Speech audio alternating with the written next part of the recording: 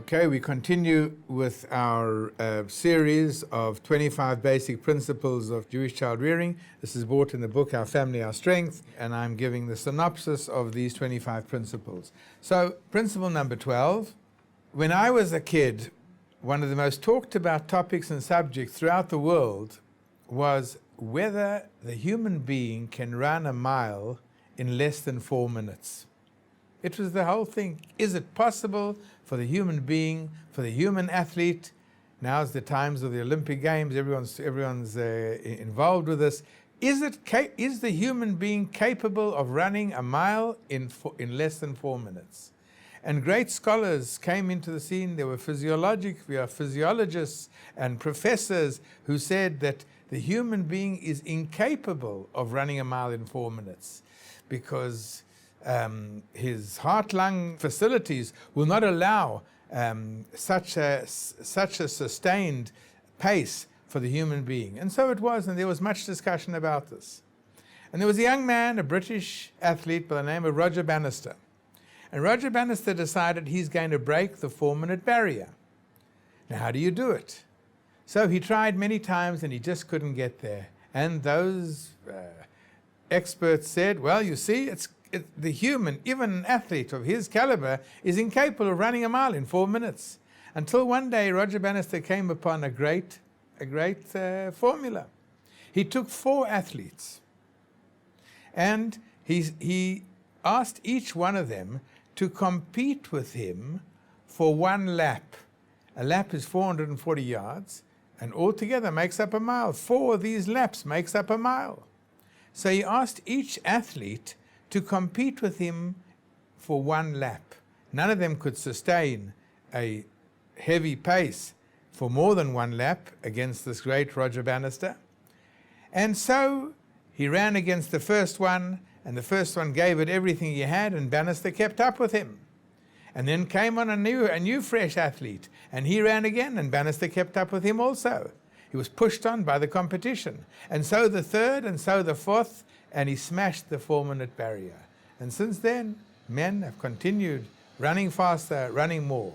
The principle is competition. The human being is motivated by competition. Competition can bring out the tremendous potential within the individual. A person doesn't even know how great and how capable he is until he comes up with competition. Competition is something that the rabbis of the Talmud talk about, that competition usually in a positive context can be extremely useful for achieving. Now, there's a great problem. Many people misuse this concept of competition. You can have a situation when you've got kids in a classroom. Some of them are very bright. Some of them have got fantastic memory capacity. Some of them can understand things of great depth. Some of them are capable, like chess players, of holding in their minds a whole array of different factors and juggling them around. Everybody is given different mental capabilities, different levels of intelligence and intellectual capabilities. Now, to compete one against the other just won't be fair. If you've got this very bright, smart kid who everything, he immediately gets it, he understands it straight away, and you put him against another kid who's a regular, normal kind of kid. So the teacher poses a question, so the bright young man jumps up straight away. He's grabbed it, he's got it, and the other fellow is still lagging behind. He's still trying to work it out. Those are his mental capacities. Now, it's totally unfair to pit the one against the other. They can't compete. It's not right.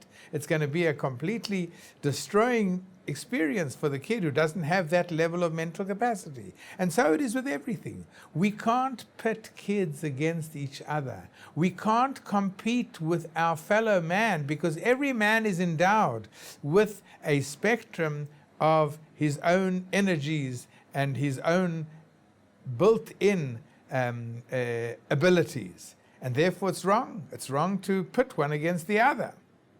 So where then, if competition, as we said, is such a fantastic vehicle for bringing out potential, where then can we use competition? And the answer is given, competition is indeed very healthy, and it can bring out the best in a person. But instead of encouraging the child to compete with others, which may not be a fair competition, encourage him to compete with himself. We must compete with ourselves. We must compete with our latent potential. And therefore a person can push himself by saying, I know I'm capable of more. I know I've got it within me to do even more and more. Compete within ourselves, and that will be a fantastic motivating factor. It's the parent's responsibility to help the child pinpoint his own strengths and weaknesses and encourage the child to maximize his own potential. But that's what's required, maximize our own potential. We should help him become who he really is. We use only a fraction of our energies and our strengths.